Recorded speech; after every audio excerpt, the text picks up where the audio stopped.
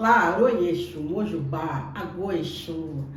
Olá, Mãe Flávia Pinto aqui, gravando mais um dos nossos podcasts. E esse podcast de hoje está incrível. É uma pergunta que não quer calar, que todas as pessoas sempre me fizeram ao longo desses 25 anos de sacerdócio.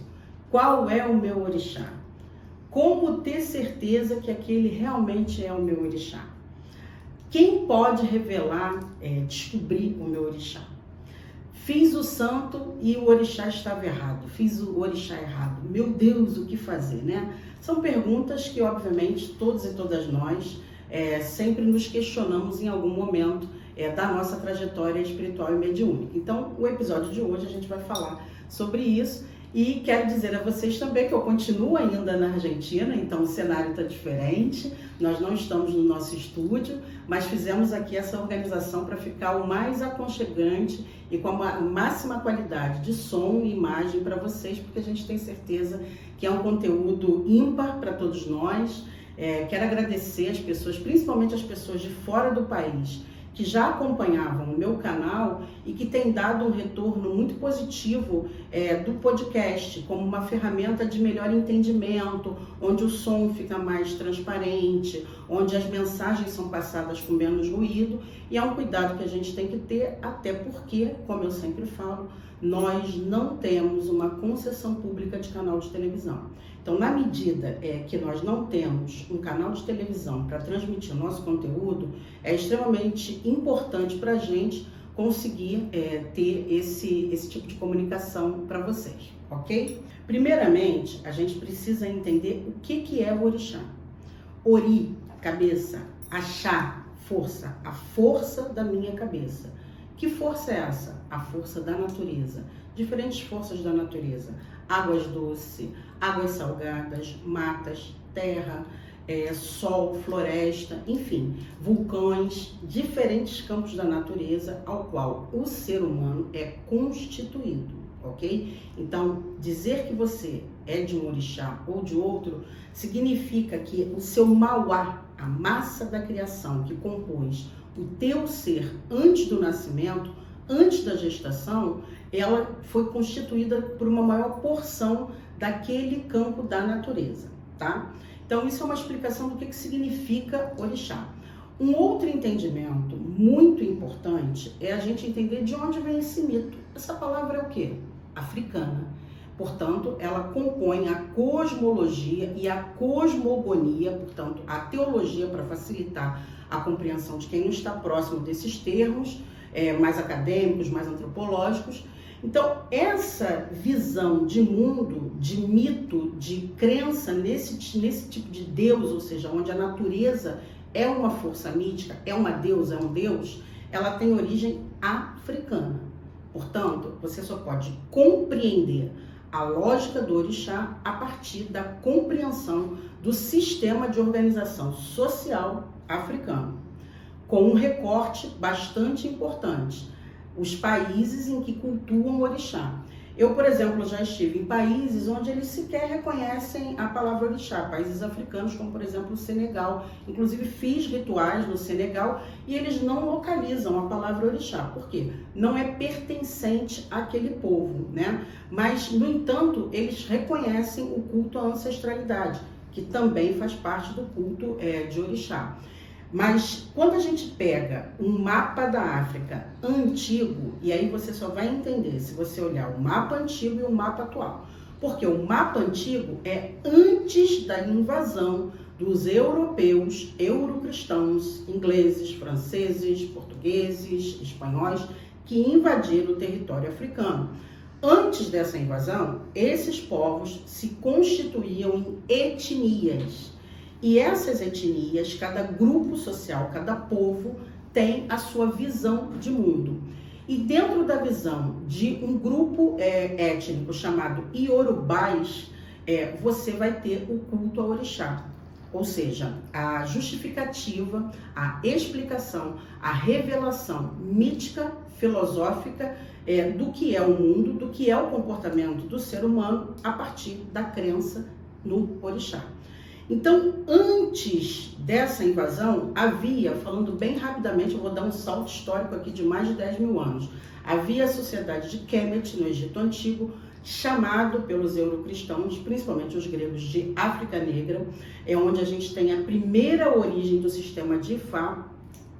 E esse povo, quando começa a invasão pela lateral do mar Mediterrâneo, do Mar Vermelho, eles vão atravessando o Nilo, que corta uma grande parte do território africano, e vem chegando mais para aquilo que a gente chama hoje de África subsaariana, ou seja, abaixo um pouquinho ali daquela região desértica, até chegar no que hoje é chamado de Nigéria, Togo, Benin, ok? Então, é um povo, há vários estudos antropológicos, arqueológicos que já comprovam isso que a gente está falando. Então, eles migraram ali do Egito Antigo, ou seja, o Egito Antigo era uma civilização extremamente avançada.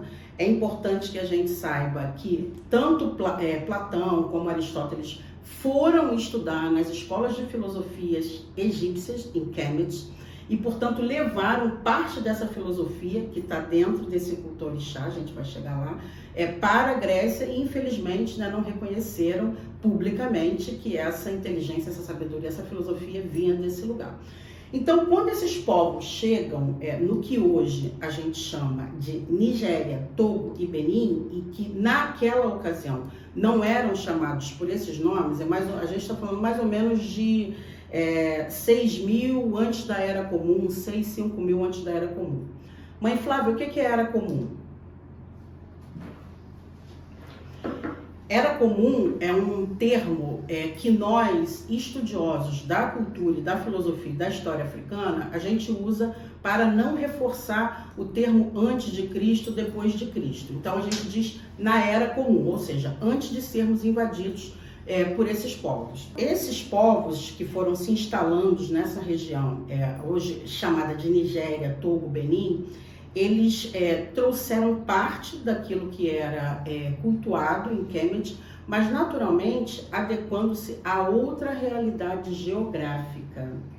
Isso é muito importante da gente entender, porque como eu falei, como saber o meu orixá, eu expliquei que ori, cabeça, axá, força da sua cabeça, tem a ver, essa força é um campo da natureza. Então, se houve uma mudança territorial, se houve o deslocamento de um povo, ao chegar em outro território, a geografia é outra. Naturalmente, a relação com aquele meio ambiente é outra, inclusive a fauna e a flora. E isso é muito importante da gente entender, porque, por exemplo, é comum que você tenha camelos numa região mais desértica. É comum que você tenha onças em algumas regiões da África. É comum que você tenha elefantes. Já em outros territórios não é comum. Até porque os predadores são mais proeminentes em determinadas regiões. Por exemplo, um animal muito importante para a gente entender o Oiá, as búfalas, os búfalos, né? Eles são animais que vivem sempre perto de grandes regiões aquáticas, né? Onde você vai ter rios, onde você vai ter mangues. Então, se mudou o eixo territorial, também vai mudar um pouquinho a cosmogonia. O que é a cosmogonia? É a forma de eu compreender um sistema de existência humana e física, ou seja, por que chove, por que tem plantação que dá numa época, tem plantação que não é boa em outra época. Se eu vou plantar inhame, que é muito comum ao povo de Oxaliã, em que época se dá, né? Tanto que até hoje, né, os povos que cultuam Oxaliã, que é o povo de Ejeibô ou Elejibô, eles fazem a festa do pilão. E por que a gente está dizendo que isso é importante de entender? Porque eu só vou considerar o inhame, por exemplo, como um alimento sagrado se aquela terra onde eu estou me dá fartura de inhame, naturalmente. Até porque ela vai garantir, primeiro, a saúde alimentar daquele povo, o termo segurança alimentar, né, que a gente usa tanto hoje, vai também garantir negócios, ou seja, comércio, eu vou poder vender e trocar, e vai garantir também que eu tenha fartura. Ou seja, eu vou adoecer menos, eu vou ter mais e melhores condições de sobrevivência.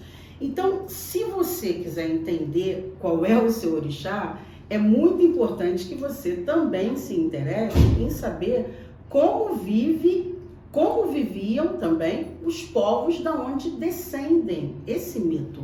Porque senão você não vai entender Yansan, você não vai entender Oxum, você não vai entender Oxalá, você não vai entender Oxóssi, você não vai entender ninguém. Porque há um princípio que justifica a crença naquele mito. Por que Oxóssi é o arqueiro de uma flecha só? Porque em determinado momento foi necessário que houvesse famílias dos Odés e Bois, dos caçadores, né, para que fosse lá e acertasse um determinado animal que estava impedindo que o sol chegasse naquele lugar. E aí, quando o sol não batia naquele lugar, naturalmente alguns alimentos não sobreviviam. Então começou-se a escassez alimentar. E a escassez alimentar, ela vem sempre acompanhada de morte, de miséria, de enfraquecimento daquele povo, que poderia entrar numa disputa territorial com outros povos que tinham interesse em fazer plantios e cultivos de outros animais naquela região.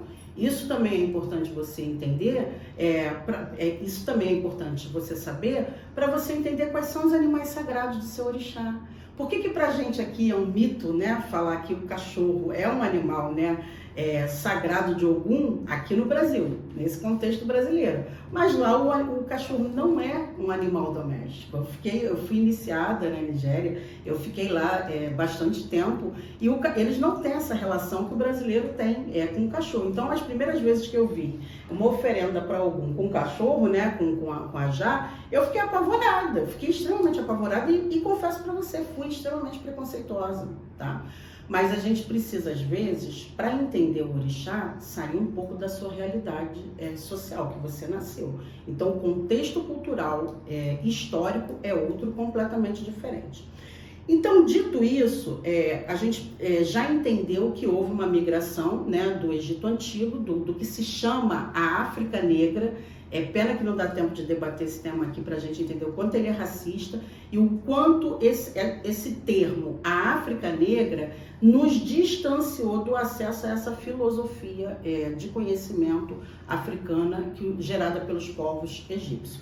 Então, nesse novo contexto, onde haviam outras realidades geográficas e que a fauna e a flora mudou para os iorubás, a Yorubolândia é o que hoje a gente chama de África subsaariana, ou seja, abaixo dali do deserto, chegando mais ou menos até Uganda, Ruanda, até antes um pouquinho do Nilo.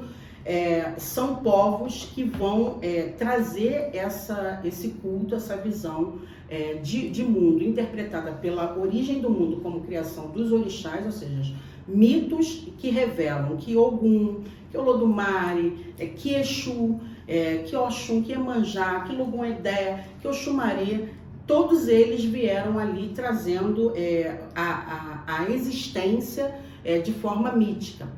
Há uma outra separação que a gente vai falar bem rapidinho aqui, mas é só para a gente organizar a compreensão, que é fundamental para você saber qual é o seu orixá.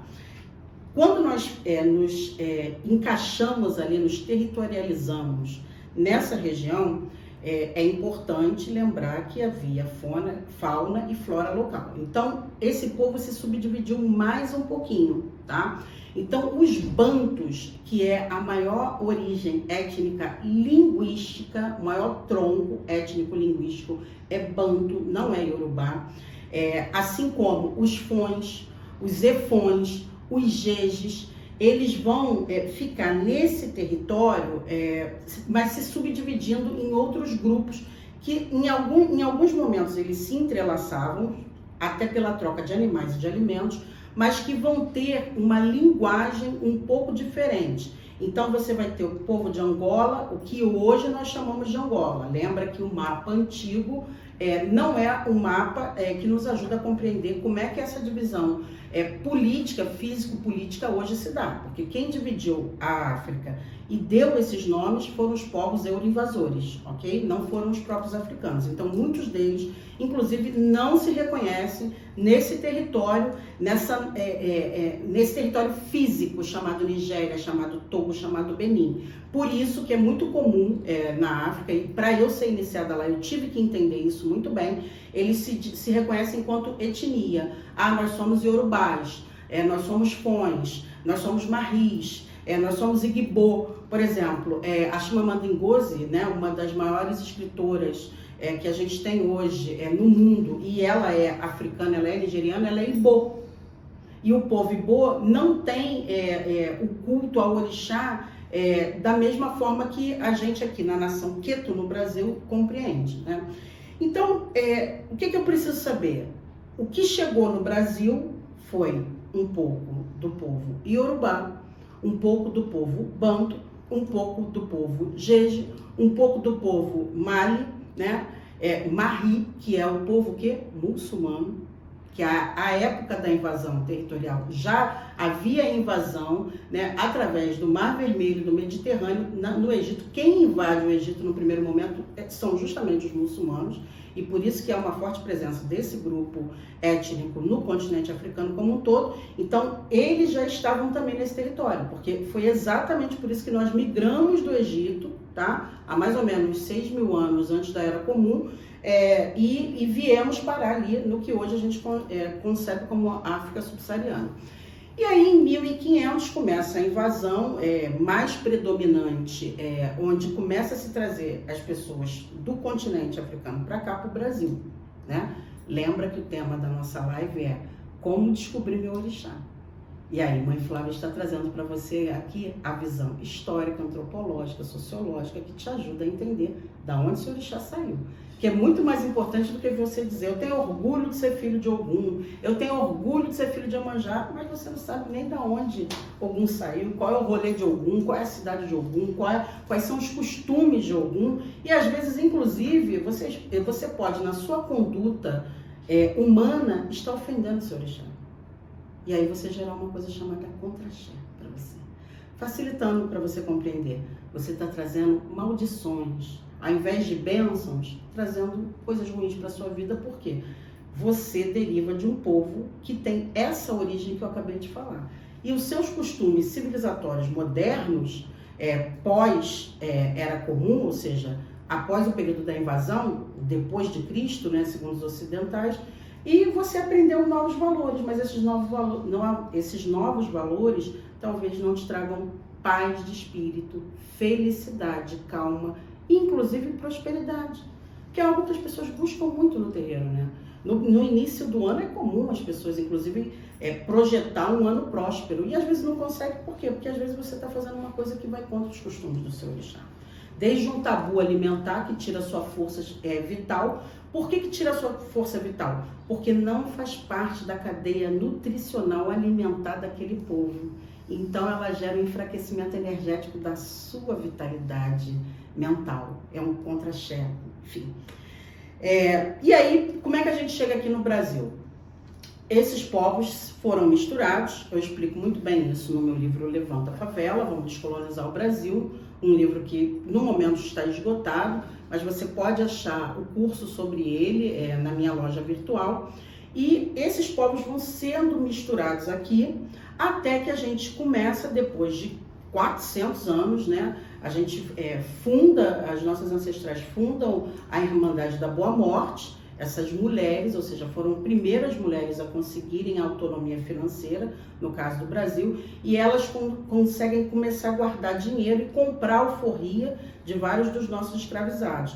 E a Irmandade da Boa Morte, no primeiro lugar, na Barroquinha, né, o Candomblé da Barroquinha, é um livro fundamental para quem quer entender o que é orixá, elas migram para Cachoeira, né, um lugar mais famoso, né, que a gente conhece, né, do culto aos orixás. Anteriormente, o famoso, bem conhecido Candomblé da Barroquinha, e que depois vai para Cachoeira e funda o que a gente conhece como as principais nações, né, do Candomblé. A história, né, mais registrada e mais conhecida é justamente da Irmandade da Boa Morte, que funda o Candomblé da Barroquinha e que posteriormente migram para Cachoeira. Mas existe também o registro da fundação do Alaqueto, que é uma raiz de onde eu derivo, raiz Joga do Alaqueto, foi iniciada por Mãe Beata de Iemanjá, onde há o registro de fundação do Alaqueto em 1616, por duas irmãs, que eram duas princesas e que foram trazidas justamente dessa região ali do Reino de Queto, mas era uma região entre a Nigéria e o Benin, e essas duas irmãs Otampê, Ojaru e Agogorixá, elas fundaram o que a gente chama de Alaquito. Por que a gente está explicando tudo isso? Para a gente entender como é que você encontra o orixá na sua vida. Porque do nada, em algum momento, houve um chamado para você cultuar o orixá. Às vezes você não era nem da Umbanda, nem do Candomblé, você não era de Ifá, não era de nada. E aí quando falava assim, Oxóssi está te cobrando, Nanã está te cobrando, feitura, iniciação. Então, saber o meu orixá passa por um interesse, na minha opinião, fundamental em conhecer um pouquinho dessa história toda. Eu acho fundamental que as pessoas tenham curiosidade sobre a origem, sobre a história, sobre a forma de organização social desses povos. E aí como é que a gente chega no meu orixá, né? Ou seja, no seu orixá, naquela força que tem predomínio sobre a sua cabeça? A partir dessa mistura toda, o orixá foi chegando em diferentes partes da nação. Os indígenas, que são os povos originários, cultuam forças da natureza também. Eles cultuam o Tupã, eles cultuam a terra, cultuam as águas, porém não usam o nome orixá. Mas eles entendiam com facilidade, nós, negros, nossos ancestrais, porque havia identificação. A folha pra gente, para curar um machucado que a gente pedia a eles, eles entendiam, eles não achavam um absurdo. Eles entendiam quando a gente falava de determinados animais que era importante pra gente, para o nosso culto, eles entendiam a nossa relação com a água. Então foram povos que se acolheram muito, porque ambos estavam em situação de perseguição, de genocídio, de tortura, com a diferença que nós ficamos predominantemente escravizados. E os indígenas, por conhecer a fauna e a flora local, porque não tinha GPS nessa época, eles conseguiram evadir mais ao centro do país, mais a oeste, ou seja, pegando o centro do país e indo mais para essas regiões onde, né, os invasores portugueses demoraram mais tempo para poder chegar. E tanto é que a gente até hoje tem tribos indígenas, etnias ainda sem contato com os brancos, né, com a civilização, e a gente tem que respeitar isso, até porque onde o eurocristão chegou, ele destruiu completamente essa existência, né, esse sagrado, essa forma de sobreviver indígena, onde não havia fome, não havia miséria, não havia desigualdade, porque nós plantávamos, dividíamos a comida e nos cuidávamos através dos nossos ritos e rezas a partir da nossa mitologia, ou seja, da cosmogonia indígena que também reconhece na natureza uma forma de deidade de Deus. Então veja bem, até aqui eu falei de duas grandes forças presentes dentro da Umbanda, Caboclo e Preto Velho. E aí como é que eu vou descobrir meu orixá? Você precisa saber, por exemplo, que você pode ter sido seu ancestral, ter sido traficado da Yorubolândia, ou da região Banto, ou do povo Efon, ou do povo Jeje. Ah, mãe Flávia, eu preciso saber isso tudo para saber seu orixá? Não precisa saber disso tudo, mas vai enriquecer a sua comunicação com o seu orixá, quando você se interessar por esse conhecimento.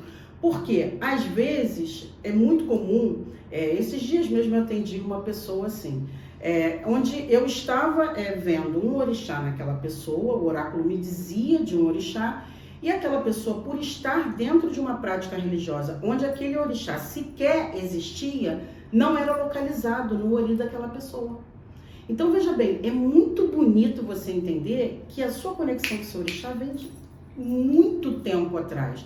Porque em algum momento, algum ancestral seu saiu daquela região de Tapa, que é a terra de Nanã, que também é a terra de Obaluaê, que saiu de Irá, que é a terra de Oiá, que saiu de Irê, que é a terra de Ogum, que saiu de Oió, que é a terra de Xangô, que saiu de Queto, que é a terra de Oxóssi, que saiu de Leifé, que é a terra de Oxum, enfim, de várias regiões. E como nós acreditamos na reencarnação num formato diferente do que as pessoas acreditam, ou seja, a gente entende o seguinte: se você teve Oriapelê, bom caráter, se a sua existência ela foi positiva, ela honrou seus ancestrais, honrou seu orixá, ou seja, se Iemanjá me deu essa energia aqui para compor a minha existência e eu fiz bom uso dela, então eu honrei Iemanjá durante o meu tempo de existência, eu honrei meus ancestrais, significa que eu vou voltar a nascer. Então, esse ancestral seu que saiu lá atrás, sequestrado em alguma parte da África, pode ser você mesma. Consegue entender? A samsara, a roda da vida, o ciclo reencarnatório, muitas vezes é você mesmo. Exatamente por isso que a gente vai ter uma questão de olhar para o aborto de uma maneira muito diferente, porque e se eu estiver abortando um ancestral que está voltando? Alguém que veio com poder de cura, com uma missão de contribuir com a proteção da comunidade, daquela família, ou até mesmo veio trazendo causas importantes para a humanidade. Então, são questões delicadas. Isso também explica uma pergunta muito recorrente. Branco tem orixá? Tem, porque houve a mistura dos povos. Então, essa pessoa pode ter a pele branca, mas ela também vir derivada etnicamente de uma matriz negra. E ela pode renascer numa família também interracial.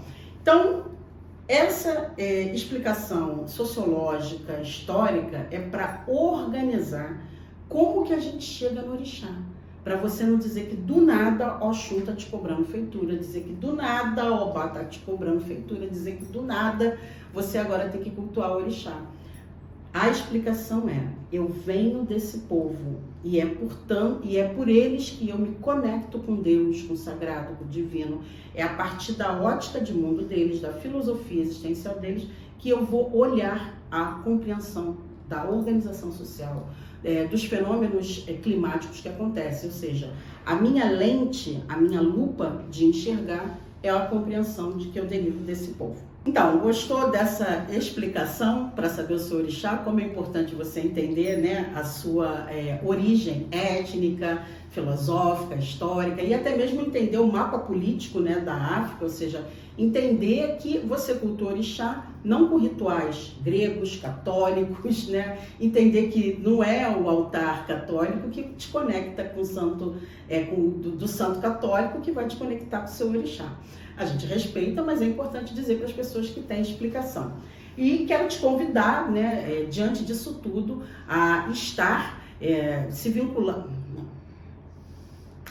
Quero aproveitar e te convidar para se inscrever no canal da Pós-Ubuntu, que é incrível, são jornadas extremamente importantes de formação, que passam muito por esses lugares que eu acabei de falar aqui, de entender um pouco mais a história da África, a organização desses povos, de entender um pouco da ética, da filosofia, dos mitos, e ajudar você a ter uma formação teológica, histórica, sociológica, com maior consistência para você poder falar de orixá. E eu acho extremamente importante porque as outras tradições religiosas têm formação teológica, o padre, o pastor. Por que que a autoridade religiosa, a Ialorixá, o Babalorixá, por que que também não pode ter a babá de Umbanda, o pai, a mãe, não pode ter formação? Tem sim, e eu te convido a se inscrever no site da Pós-Ubuntu, e lá eu tenho certeza que você vai ter acesso, além da Pós-Ubuntu, você vai ter aulas gratuitas como a minha que está lá, da mãe Claudinha, do pai Márcio de Jabum, do pai Sidney, enfim, pessoas incríveis que estão lá trazendo esse conhecimento maravilhoso para vocês. Então, outra pergunta muito importante é: qual é o sistema oracular que me garante saber o meu orixá? Bom, se você está numa casa de Umbanda, naturalmente você vai confiar, né, naquela dirigente, naquele dirigente, através do oráculo que ele usa. É o preto velho, é a preta velha, é a evidência da mãe de santo, enfim, é daquela forma. Usualmente, uma casa de Umbanda não usa o Meridilogum, os búzios, tá? Eu tenho uma casa de Umbanda há 25 anos e na Umbanda sempre cultuei apenas os orixás de Umbanda e via a preta velha, dentro do sistema que a gente conhecia.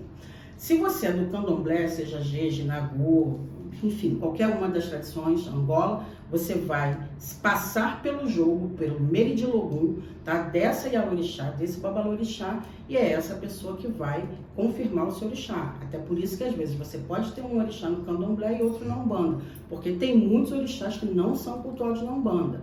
E se você quiser ter acesso a um panteão de orixás maiores do que os 21, os 16 cultuados no Candomblé e os 9 cultuados na Umbanda, aí é Ifá, né, o sacerdote de Ifá, é o Babalaú, que vai revelar para você, porque só sobreviveu aqui no Brasil o culto a 16 orixás em algumas nações, 21 em outras, mas todos os outros orixás que compõem o panteão da mitologia, da cosmologia de orixá, é uma amplitude muito maior.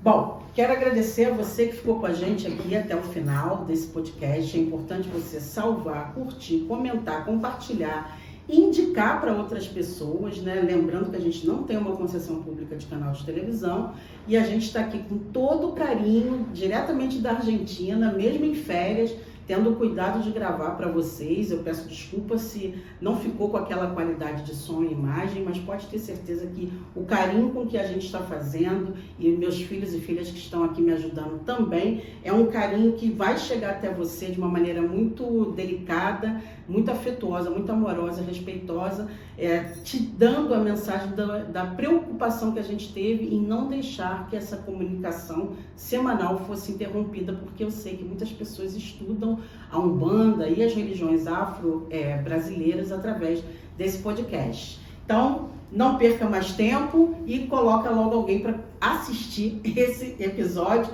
indicando imediatamente para alguém que quer começar 2024 já sabendo qual é o seu orixá. Meu saravá fraterno.